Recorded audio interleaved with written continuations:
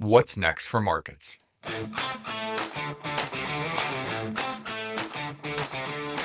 I'm Michael Kantrowitz, Chief Investment Strategist at Piper Sandler, where I lead the portfolio strategy team, recently ranked #1 on Wall Street in the 2024 All-America Institutional Investor Research Survey. Today I'm joined by Jim Bianco, President and Macro Strategist at Bianco Research. Jim has spent more than 3 decades building a reputation as one of Wall Street's most independent and outspoken voices. In today's episode, we break down what happened at Jackson Hole, the Fed's challenge balancing inflation and a weakening labor market, and how immigration plays into that story. It's a wide-ranging conversation. Let's jump in. All right, Jim, I am excited to have you join our podcast this week because you have been a very outspoken person on the Fed, interest rates, the macro outlook, the markets for a very long time. You and I have met each other a couple times. I think we've been on a panel or two together over the years, but I'm excited to have you one-on-one. Today was Jackson Hole. We saw quite a market response. Let me first ask you, what did the Fed do? And why did the market respond as it did, in your opinion? So going into the meeting, the market was expecting the Fed to cut rates at the September meeting. The last day or two, it got a little weak-kneed. You know, if you look at the Fed Fund futures, which everybody looks at, it was about 89, 90% that they were going to cut rates earlier the week. We're recording the day at Jackson Hole, which is Friday, the 22nd of August. And then it kind of weakened to about 67% right before Powell started speaking. Now, it's still more than 50, still was expecting it. It was just getting a little bit more unsure. Powell came out and said if there might be a need for an adjustment. That's Fed speak for cut rates. And it shot right back to 90% is what the probabilities did. Now, why did he do that? He did address that there's 2 issues that the Fed is looking at. Issue 1 is inflation is too high, and I'll use the core numbers just for simplicity, at 3%. And they expect the inflation rate to go higher in the months ahead because primarily of tariffs. So expect it to go up even more. And he did admit that inflation is a yellowish to red sign for the Fed to not be cutting rates. But then at the same time, he said the labor market is a yellowish to red sign in that it is having problems too. And then he detailed the problems, and he said that the problems are both on the demand side, the ability for companies to want to hire workers, and on the supply side, the number of workers that we have. And he said, given those conflicting signals, that they're going to lean more towards the weakening labor numbers and cut rates. Now, let me point out something about that. A year ago at Jackson Hole, he said exactly the same thing for exactly the same reason, that inflation was too high and that the labor market was showing signs of weakening. A year ago, it was the SOM rule was triggered. We had this QEW, which is a quarterly revision of the payroll report that took 818,000 jobs out. And they had the conflict then of higher inflation, weaker market, and they elected not only to cut rates, but they cut rates 50 basis points at their first meeting in September last year and followed up with a full total of 100 basis points of cuts. Right after they did that, the bond market effectively rejected it because it bottomed the day before the Fed meeting at 3.6%. And by January of this year, 4 months after the first cut, it was at 485. Here we go. Wash, rinse, repeat. We're going to do it again for exactly the same reason. And we're going to hope we're going to get a different outcome this time, in that we're not going to wind up cutting rates and winding the bond market reject it and seeing interest rates go up. So here's a question. And so I think you described why the markets were up so much today, even though I would say I don't think Powell said anything that was really surprising necessarily, given how he has spoken about the data. I think the question mark was about the labor market, which he certainly focused on. And the fact that he alluded to, hey, I know we're going to see some upward pressure on prices in the coming inflation reports, is essentially all of this kind of validates investors' concerns. I almost feel like a therapist here. You don't need an answer. You just, when someone says, "Oh, my head hurts," you don't want to give them an aspirin. You want to say, "Oh, I understand how the headache. I've had a headache before." And so I That's feel like macro analysis. that's what Powell did. Does that make the market less sensitive to, on September 11th, we get the next CPI report? Let's assume that it comes in and year on year accelerates and month on month is, let's say, at least warm. Do you think the market doesn't react as much because Powell has already highlighted that he's expecting this? The answer is no. I think it might actually react more. Now, of Okay. course, it depends on which market you're talking about now. If you're The talking bond, about the bond market will definitely react to it, because the reaction today in the bond market was very acute at the front end of the yield curve. The 2-year yield fell. And as you got to the back end of the yield curve, it didn't fall nearly as much. The yield curve steepened. And I still think that's why didn't the 10-year and the 30-year go down as much, is because of that residual inflation fear. But yes, this will set them up to have an issue if you're right. If we get a very warm or hot employment number, payrolls in particular, and if we get an above consensus CPI number, that will really throw the whole thing that he talked about into question at that point. Now, we have to get those in order to have this sure. conversation. If we don't get one of the or the other one, then this whole point is moot. But I think the bond market will react quite a bit to it. How the stock market reacts to it, that remains to be seen, because the stock market, I think, has been largely looking through a lot of these interest rate movements. Yeah, the stock market was up a lot today. Did the S&P close at a new high? I don't think it did. But if it did, it was by a very marginal amount. And I know the Dow did close by a new all-time high. But effectively, it's just back to where it was a week ago, within a couple of points. So Yeah. it really just undid the correction of the last week. Yeah, you certainly saw some pretty large moves in rate sensitive names, small caps. I feel like this is like the 10th event over the last 3 years where we've had, whether it was a good CPI report or a weak employment report in 23 or 24, or the Fed meeting that alluded to cutting. We've had these macro events that have caused these market shifts where we certainly get some broadening out, and Right. they really haven't been sustainable, though. We haven't seen small caps lead for more than maybe several weeks, large caps over the last few years. So on interest rates, Can I stop you? Can I stop you there and ask you about small caps? So this is my take on what's been happening in the market for the last couple of years, and Okay. especially this year. Yep. We have seen the return of the retail trader in a big way. And the seminal event was Liberation Day. The market sold off hard. If you were a professional investor, you sold the market after Liberation Day. If you were a retail trader, you bought. And the ETF flows and everything shows it was like record inflows. Yep. And the retail traders won because we're 30% higher than we were then. And the retail traders did the same thing after the big downdraft with the payroll report on August 1st.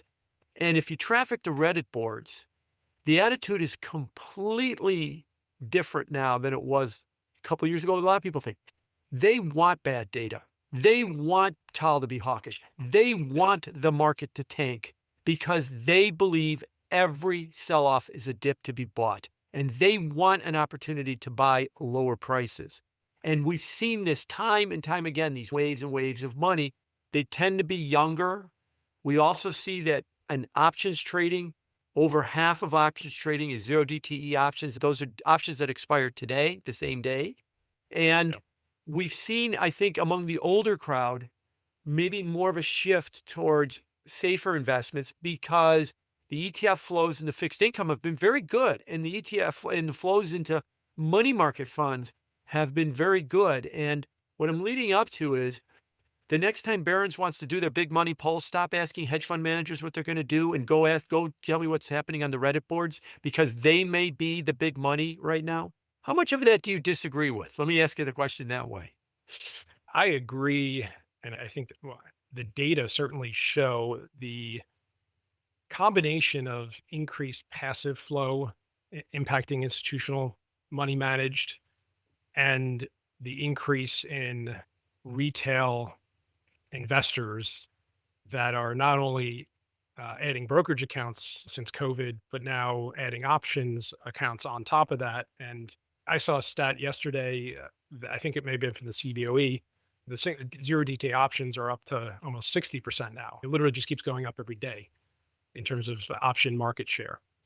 So I do agree that particularly in some of the large cap names like Tesla and other names that, whether you want to call them memes or more speculative names in the market, you're seeing a lot of volatility that I think is induced from the retail community. And if you think about the contribution of market movements, you don't necessarily have to have the most money to make the market move the most. You have to, I guess, depending on the liquidity environment, trade more violently or more aggressively. Maybe I'm not articulating that the best way, but I agree with you.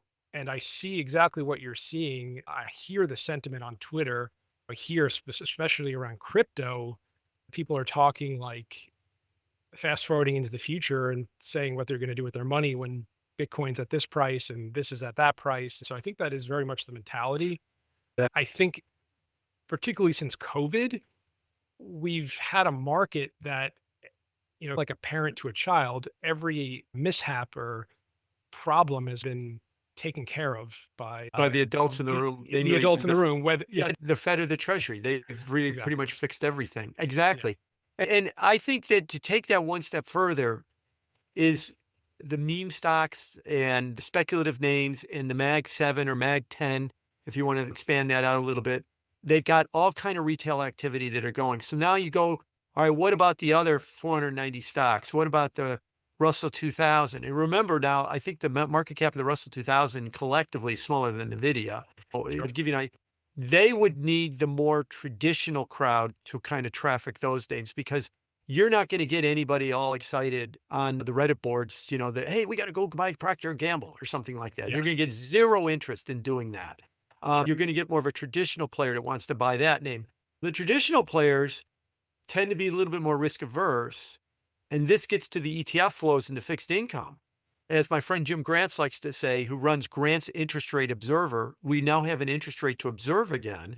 And since we do, there's all this competition for money market funds and from bond funds for stocks, because the traditional investor's been told the stock market will return you 8-ish% a year on average. Right. Better years, worse years, about 8-ish% a year. And then they look over and go, yeah, but a money market fund's giving me half that, 4%. And it's got the same price every day. So it's got zero volatility. That's not a bad deal for some people to say, I'll take half the stock market's gains with no volatility. And for bond funds, they're up 6.5%, the bond index in the last year. I'll take 2/3 to 3/4 of what they think the stock market's going to give them, and they'll take a little bit more volatility. So that's the mentality that's driving bond funds, and maybe that kind of hole in the middle in that donut. On the one side, you got memes. The other side, you got options, that middle stuff part where the P&Gs and the Russell 2000s reside. That money is competing with the bond market right now, which is why you constantly see those small caps names, the equal weights always underperform, except for when the Mag 7 sells off because somebody didn't do something on an earnings report or something like that. Let me give you how I see it through my lens. And it's not to disagree with what you just said, because there's no arbiter of fact in this discussion, this debate. In other words, I think there are a lot of factors at play.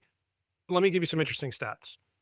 So if we look at the end of the 2021, we look at the market and we look at small cap, the S&P 600, the mid cap, S&P 400, and the S&P 500. And we'll talk about the Mag 7 too.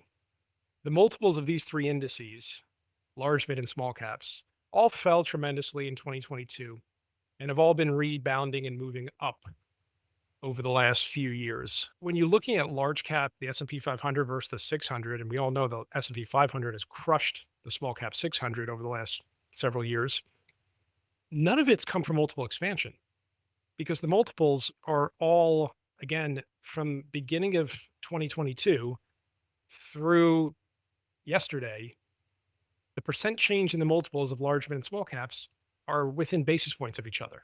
It's not like the S&P 500's multiple has gone up 20% more than the S&P 600. They're very much up the same. And I think that's largely because multiples of these different indices all basically react somewhat more or less similarly to these macro events and macro outlook changes, whether it's rates, inflation, growth, employment. Therefore, if it's not coming from multiples, we know what the leftover is, it's earnings. And so whether you're talking about large versus small caps, or if you're talking about the Mag 7 versus the 493, what you mathematically see is that pretty much, and in the case of the Mag 7, more than 100% of its excess performance versus everything else has come from changes in earnings. In fact, Mag 7 stocks are down over that period about 20% on PEs. Therefore, the outperformance has been greater than 100% from the earnings story. I approach that and say, look, small caps are underperforming because they've had no earnings growth in 3 years. And if you look at the S&P 600, the earnings number just keeps going down, down, and down. And those stocks are up. The IWM, the Russell 2000, is back to near all-time highs after the close on Friday. But it's just all multiple expansion. Now, earnings are expected to eventually move higher, but that's been the case for 2 years, and they just keep getting chopped away. My view on small caps, and I've been relatively bearish on that group versus large caps, is basically I think they'll start to work more sustainably and not just in a couple weeks or one-day event from a macro data point or a Fed speech when their earnings start to turn around. And this comes back to interest rates because we know one of the things that are holding back smaller companies is the fact that interest rates for them are not accommodative. And that from everything from the small cap indices to NFIB small businesses. So small caps need to have their cake and eat it too to outperform sustainably, in my opinion, which is that we need lower rates, but not higher unemployment. And that kind of brings me to the, I think, conundrum of where we are today in terms of the economy with all these pro-cyclical policies from the big, beautiful bill to low energy prices to interest rates just hanging around the levels where they've been for the last couple of years. And maybe we get some cuts now, but are we going to get enough of a cut to really help to see housing pick up, to see smaller companies broadly benefit with the rest of the economy? I think it's hard to do that. And I think the irony here is there's a lot of reflexivity. And every time we see the macro data pick up, we see interest rates go up and vice versa. So that's why I think when we talk about interest rates, I think this is now the 9th narrative on the 10-year and in terms of where consensus thinks it's going.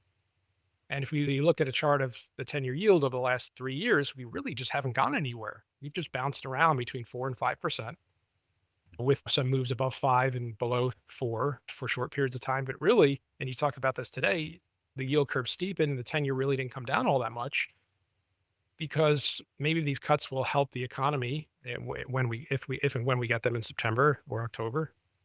But then if we get a better economy, where's the 10-year going? And I guess it goes, and I'll wrap this up, is that it goes to the point, though, is how do we get rates lower? How do we get mortgage rates lower meaningfully without needing weakness from the economy? Let me answer that question by giving you the two assumptions that I start with. And I like to joke that these are the two economic discussions that nobody wants to have. They all look at their shoes when you talk about them and they wish you would stop talking about them. And those are COVID and immigration. Oh, we can't talk about it, but we need to.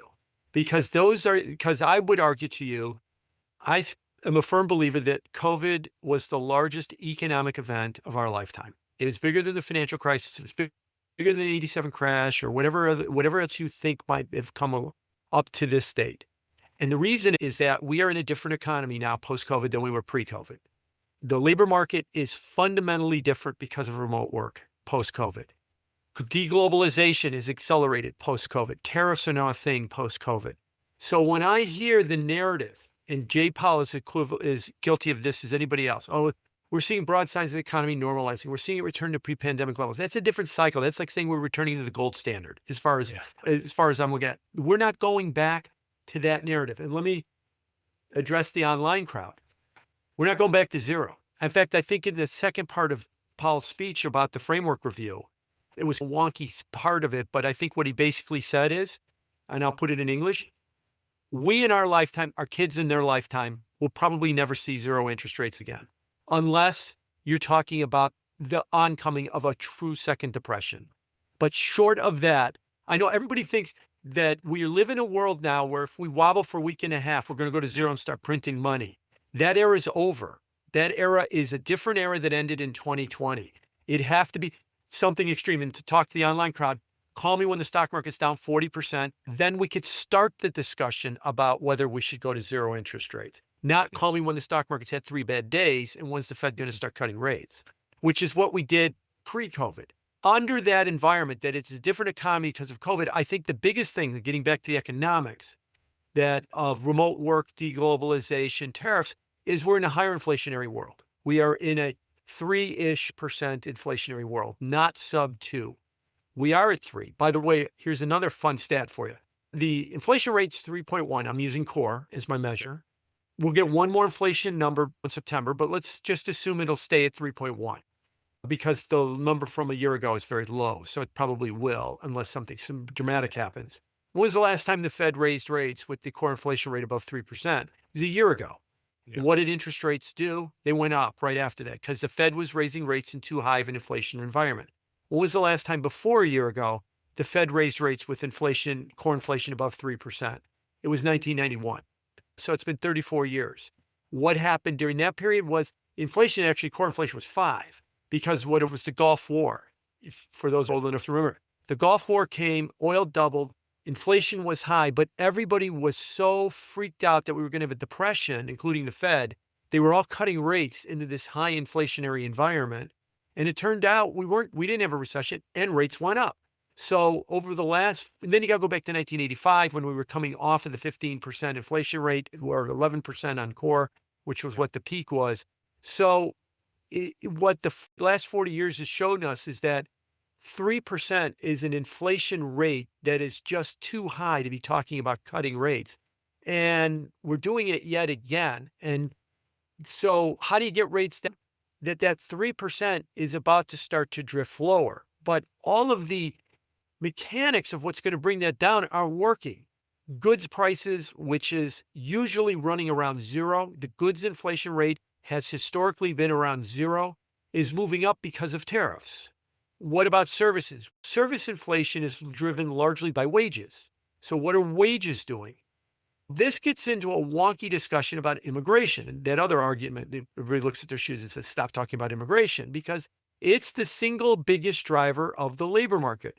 The number of people that have a job, according to the payroll report, is 164 million. And then we look at the rate of change. We survey 120,000 homes to ask them who's got a job, who doesn't have a job, to get the unemployment rate. Effectively, these are population numbers. And that the biggest single driver of labor growth and the unemployment rate and the like is population growth. We have the lowest fertility rate in American history at 1.6 kids per woman. The replacement rate's 2.1. And so all population growth comes from migration. From 21 to 23, when we had 3 million people come into the country, we had the fastest growth in the country's population in at least 20 years and maybe closer to 30 or 35 years. The gates were open and everybody came flooding in. During that period, every month, thousands, maybe even hundreds of thousands in some cases, of new entrants into the country were here looking for jobs, and they were depressing wages, and they were getting more and more jobs because they're coming in, undercutting existing workers for lower wages. Sure. And we saw payroll growth grow. Trump comes into office and he slams the door shut, and immigration now is effectively 0. Earlier this month, he puts out a Truth Social post saying that we have net negative immigration for the first time in 50 years. Now, that means that more immigrants are leaving the country than entering. And he said 50 years. Well, the reason he said 50 years is because we only have 50 years of data. But a lot of demographers will tell you that it might be the first time, if we have net negative immigration, it might be the first time in American history that more migrants are leaving the country than entering the country. So what I'm trying to say is the population growth of the country collapsed. And it collapsed in the last 4 months because of this. 2 practically 0, because we still have net birth deaths and stuff. It's one of the lowest population growths in the country, other than crises, COVID, the Spanish flu, the Civil War. You take those periods out. This is not one of those periods. This is one of the lowest population growth levels in the world. Now, Powell addressed this, and he said that the supply of labor, which he's talking about population growth, and the demand for labor have both fallen, and they're oddly in balance. Those were the words he used. What does he mean by that? What he means is, and I'll quote the American Enterprise Institute has done some work on this, and I'll bottom line it for you. In a year, any payroll number above 0 is good enough. That's all we need. All we need with this population growth is some number above 0. But then Powell opens the door to cutting rates, because it seems like, yes, they've come down and they're oddly imbalanced, but we still need to cut rates because the labor market's weak. Where are you going to get these jobs? How are you going to get back to 100,000 jobs a month, 150,000 jobs a month if you don't open the border? And Trump is not opening the border. So that's just not going to happen. Yeah. I'll give you one other statistic. Labor market participation. That's the percentage of people between 18 and 64 that have a job. It's about 62%. The other 38% are either housewives, students, military, on disability, or are independently wealthy, don't need a job, or unemployable for some other reason. In order then to get us back to 150,000 jobs a month without the population growth number, you're going to have to raise the participation rate. There's an easy way to do that. Pay more money. Just walk up to these people who don't have a job in the 38% and say, how much do I have to give you to take this job? That's wage inflation. That's more inflation.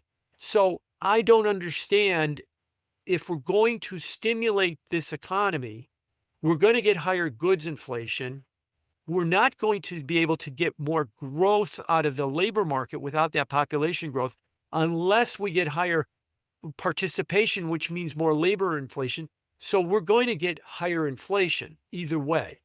Therefore, I don't see the path for interest rates to go down or lower inflation, except if we have a recession. Then you kill demand and everything changes if you have a recession. So that's the head scratcher. And my understanding, talking to some people, is that the general sentiment at Jackson Hole and people that are keenly watching this is very mixed on his speech on the need to be cutting rates right now. Because there's a lot of people that argue what I just laid out here. We don't need to do this. And there's a lot of people that argue that we do need to do this. So there isn't a universal agreement in what we should be doing. And I think you see it in the markets. Going back to our discussion about retail and stuff like that, I think they just heard cheap money, let's go. And the market goes. And don't worry about the details. He just said go. In the bond market, the nuance in the bond market is mortgage rates are going to come down and everything. That's if the yield curve parallel shifts down. That means that as far down as short rates go, long rates fall the same amount, but they're not. The yield curve steepening, meaning that long rates aren't falling as much as short rates. So I think that mortgage relief that everybody's talking about is going to be a little bit short-lived.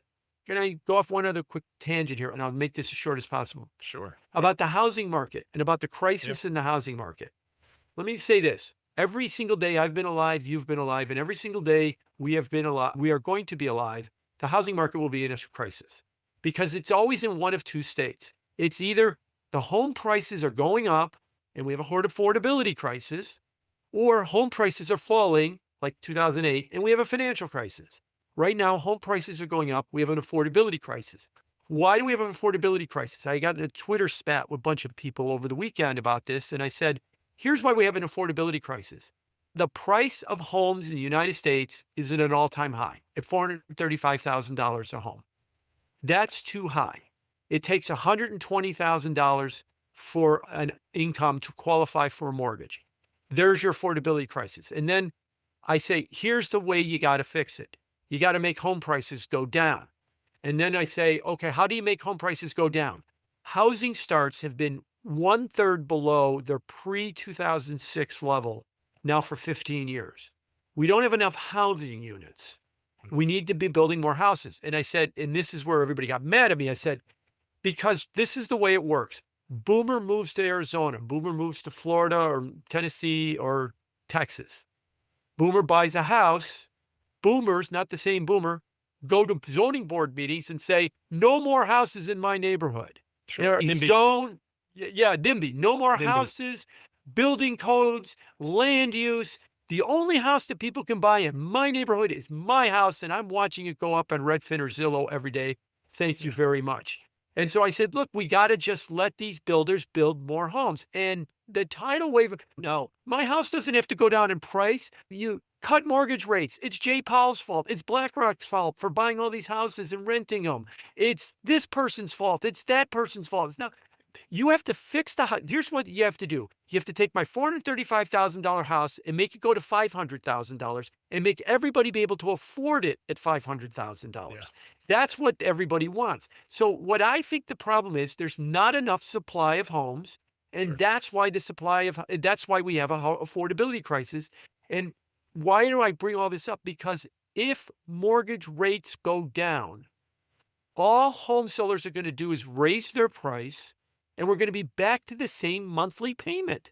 We're not going to accomplish anything. They're going to say, oh, you got a cheaper mortgage? Then I could ask more for my home. That's all we're going to wind up doing in this environment. We're not going to fix it through lower mortgage rates. I think the bond market knows it, and I think that's why we're going to be collectively disappointed in how much mortgage rates go down. I agree with you in part to that last point. And that's, I think, an aspect of reflexivity that we're seeing in not only in housing, but in many parts of the economy. However, I think we have to acknowledge that when we look across the country, you've started to see quite a bit of bifurcation and differentiation within different housing markets, where some areas where there's plenty of inventory and prices are falling. And then if you look at the tri-state area, if you look at the Midwest parts of it, there's not been a big increase in basically wherever there's still inventory problems, you still have high prices and they're not falling. What's interesting about where you have plenty of inventory, you probably have it in Florida and some of the other places where, sure. where a builder would tell you it's the easiest place to build a house.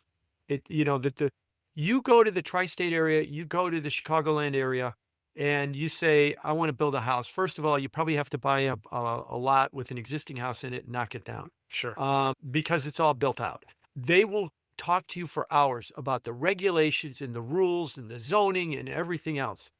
In Florida, there's an empty piece of dirt. You could bring the tractors in tomorrow and get going. And so that's why you've got an inventory problem there. And then you don't have the inventory problems everywhere else. If they were to actually take in the Midwest and the Northeast and say, that crappy house 3 doors down from us, that knock it down and build another house. But nobody wants that to happen because then it competes with my house when it goes on the market. And that's why we're caught in this problem. Yeah, I agree. And this is certainly a lot of what you're saying, and I've heard you say, is particularly with the reaction function of the Fed and thinking about the job market, your points there, people want us to go back to some kind of normal. And you've been doing this longer than I have. I'm not dating you, but we've both been doing this for a long time. I don't know when I realized it, but it wasn't too long into my career that there is no such thing as normal. How much history do we really have, and how different were the 70s to the 80s to the 90s to today? So there is no such thing as normal. I think normal tends to be more of recency bias rather than the average of history, which is not much of it really. And also the recency bias can be so extreme. In Powell's speech today, he talked about, when I spoke here last year, we were at an inflection point. And then I was watching Bloomberg TV, and they brought in some former Fed officials. I won't name them to protect the innocent. But then they said, this might be the most uncertain time I've seen in my career today. I'm like, you look pretty old. I think you remember 5 years ago with COVID, when we shut down the global economy and lost 20 million jobs a month. And you're saying today is the most uncertain period you've ever seen? Yeah. You got to be kidding me. You got to be kidding me. But my point is, you're right. We always think, like when Powell said, I sat here last year and it was an inflection point. Last year was an inflection point? No, 2020 was an inflection point. 2009 was an inflection point. Yeah. I don't know what the hell last year was, but it wasn't an inflection point. So we always say this about the market, right? That it's in some form of flux and it's in some form of change and all of this other stuff, and that it's unusual. No, that's the way it always is. And we're always trying to go back to pre-COVID. We always want to go back to some period that we think we had figured out, but we never do. We're always evolving into some other period. Let me ask you a question. What's your view on interest rates? Because I think you do some great work. You articulate your views really well. So I'm really curious to hear your answer. And there's been a lot of strong opinions on long-term yields. And in a way, I want to say both extreme views on rates have been wrong in the last couple of years. Yep. And not too many people are saying yields are just going to hang around 430 with a little volatility. So what's your view? What I hear from what you're saying about the labor market and the economy is you're probably expecting long rates to not go much lower. Is that fair? Today, we had a decent sized move in the bond market, but if you look at a chart of the last 6 months, and I'm thinking of the 30-year in my head too, more than the 10-year, but the 10-year applies. We're right in the middle of a sideways. We're not only in a sideways market for the last 5 months, we're right in the middle of the sideways market of the last 5 months. Bond yields rallied today to the lowest level since last Friday. That's all they've done. They're just basically at the level that they were a week ago. We could keep going sideways. And you're absolutely right. The big call in the bond market was to say it's going to do a bunch of nothing. And because there's cases to be made that rates are going to go up, cases to be made that rates are going to go down, and they don't. They just go sideways. And if you look at the MOVE index, just to quote you one other statistic for those that are not familiar, the MOVE is the Merrill Option Volatility Estimate. It's developed by Harley Bassman. It's the VIX of this bond market. It's at a 2.5-year low right now. So the bond market has been sleeping nicely or on the beach reading a book, and it hasn't been doing much of anything. The observation is we've been talking about the Fed cutting rates. The Fed's going to cut rates. The Fed has told us that they're worried about the labor market. And what's the bond market's reaction to all of this is nothing. It isn't doing anything with this news. It's not getting excited about it. It's not agreeing with it. It's not doing anything. Now, the reason I would argue that it isn't is it's at fair value. It's roughly where it should be, despite what President Trump thinks. And that's why it's not been going anywhere. Now, what we probably need for the next big move is a move in the economy. Does inflation heat up? Does the economy stay? Does nominal growth start to move into the 5 range and then interest rates can go up solidly into the 5 range? Or does it weaken down into the 3 range and interest rates could start moving down into the 3 range? My call has been for a while that I do ultimately think it's going to go more towards the 5 range. I think we're going to see a 3-ish sticky on inflation, services inflation, goods inflation. We're going to see that 3% handle hold on inflation. We're going to see no recession. We're going to realize that Powell was right. Supply and demand for labor came down. They're still in balance. If you have nobody coming into the country and you have no population growth, you don't need to create any jobs. All you're going to need then, where's your growth going to come from? Productivity. That's what gives you your real growth then, is productivity.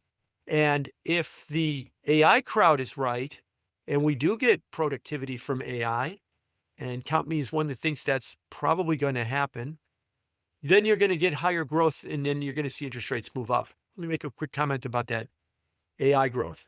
In 1996, Bill Gates had a great line about technological advance. And he said, over the next 3 or so years, it will deliver less than what you think. And over the next 10 to more years, it's going to deliver more than what you think. And I think that perfectly described the internet in the early days. And I think it's going to describe AI. I think we're going to be disappointed in the next year or 2 or 3 as to what we get out of AI. But I think in the next 10 years, it's going to be as transformative as the internet itself. But it's going to take a little bit more time. So if you get that productivity increase eventually to come, that will be a push up in rates right there. But right now, the bond market's saying, where should the 10-year trade? 4.5 to 5. Where is it now? It's 430. It was 440 2 days ago. Close enough for government work. There's really nothing for us to do here. And so it just continues to churn sideways, waiting for the next resolution. Is the economy going up or is the economy going down? There's so much talk about what's driving the bond market. I haven't heard many people talk about deficits, but that was obviously something that's all people were talking about at times over the last couple of years. That's definitely there. Yeah. It flares up when rates go up. That's for sure. And what I mean by it's a constant in the background is We have a deficit problem or a debt problem today. We had it a year ago. We had it 5 years ago. We're going to have it in a year. And we're going to have it in 5 years. Yeah. So there shouldn't be ever a headline that, oh, the bond market sold off because we have a deficit problem. Yeah, a better argument is it can't get under 4 no matter what because we have a deficit problem. I'm talking about the 10-year yield. It really can't get under 4 despite, other than when we're freaking out during Liberation Day for a couple of days, because of the deficit problem. That's really where it matters. Let me ask you to clarify that. When you say, do you mean deficit problem or do you mean debt problem? And do you see them being one and the same? There's a better word to use there, and I meant supply. I meant the amount of bonds that have to be issued, the amount of take that the Treasury is demanding from the private sector to fund the U.S. government. That's huge. That is running at about $1 trillion plus a quarter, all in. Right now, they're going to issue $1 trillion this quarter of debt. And that means that there's going to be a huge amount of bond issuance or supply. There's an old saying in the bond market, there are no bad bonds, there's only bad prices. And then what that means is that people always ask me, what happens when there's going to be a failed auction? And I said, there will never, ever be a failed auction. You might have to issue them at 20%, but they'll get issued. There will always be a buyer if the yield is right. And that's what I mean by that there's only bad prices. Lower the price and people will buy them because they'll have higher yields. The supply of bonds that have to be issued keep that yield up. You can't start really bringing the yield down. And all this talk about twisting, that they'll issue more bills and they'll issue less 10-year notes. They had their quarterly refunding announcement in August and they didn't do any of that. And Trump had already started making noise about maybe we should stop issuing 10-year notes and only issue Treasury bills, trillions of dollars of them. And then the Fed will cut rates to 1, and then we can refinance at 1% and save a ton of money. Okay, other than I don't think you could do that. The capital markets couldn't handle that kind of a change. You didn't when you had your chance to do it. So we could put that argument to bed. Yeah. All right, Jim, this was a really interesting conversation. One of my observations over the last few years is that it seems that we have had very opposing bond yield narratives or outlooks about every 4 months. It seems to have gone in cycles over the last 3 years. If you look at that chart of the 10-year, every 3 to 4 months, we've hit a peak or a trough in yields, around 5%, down to 360, back up to the high 4s. I wouldn't be surprised before this year's over, there is another inflation scare. There is another concern around the debt and the deficit. We do see some more weakness in the bond market, whether it comes from better growth or a combination of growth that's okay and some upside inflation pressures that comes along with that, plus any tariff pass through. Yeah, and I'll also point out one other quick thing for people to think about with the bond market. From August of 2020, the 10-year yield hit 50 basis points, the lowest ever. And then by October of 23, it hit 5%. During that period, we had 9% inflation and the Fed raised rates from 0 to 5 inside a year. We had to get interest rates off of 0 and we had to go to 5%. That produced horrific losses for bond investors. Bond indexes were down 15 or 18%, which, as a matter of fact, there's some bond indices that go back 200 years. And the rolling 3-year period for bonds from that 20 to 23 period was like the worst period in like over 150 years in the bond market. That was a scarring event for a lot of people. And you'll still see people bring that up. If you've seen what bonds have done over the last 5 years, it's been just this horror. Yeah, because 20 to 23, we had to get interest rates off of 0. We got them to 5% by October of 23. That period's behind us now. But that's why you said since October to 23, to go technician on you, we've been consolidating that massive move. That is a massive move in bonds. We've been consolidating that move for the last couple of years, waiting for the next resolution of that long consolidation in which we go. I happen to think it'll be higher in yield, but that still might be 2 years away. And you're right, we still might revisit 350 before we get there. Or it might be much closer than that. It might be this fall. But I do think that ultimately that scarring event for bond investors, holy crap, I wasn't supposed to lose this much money in the bond market. Yeah, if you own them at 0 and we get inflation and the Fed has to raise rates 400 basis points in a year, you're going to get equity tech stock kind of losses in the bond market. And that's what you got. That was long duration on steroids. So interesting to speak with you. And it's always good to speak with someone else in the industry who looks at things from different lenses and has different experiences that I could certainly learn from. I really enjoyed this conversation and would love to have you on again. I really enjoyed it, Michael. I'd love to continue this conversation. We hope you enjoyed today's episode of What's Next for Markets. You can subscribe to the show on Apple, Spotify, YouTube, or wherever you get your podcasts. Be sure to follow Michael on X at Michael Cantro. If you like the show, please let us know by leaving a positive review. The preceding commentary is not financial advice. You should always seek appropriate financial advice from a professional financial advisor in your state. You should not consider this as a substitute for these services. Piper Sandler does and seeks to do business with companies covered in its research commentary or coverage. As a result, investors should be aware that the firm may have a conflict of interest that could affect the objectivity of this commentary. Investors should consider this commentary as only a single factor in making their investment decisions. For full disclosure information, visit www.pipersandler.com/researchdisclosures.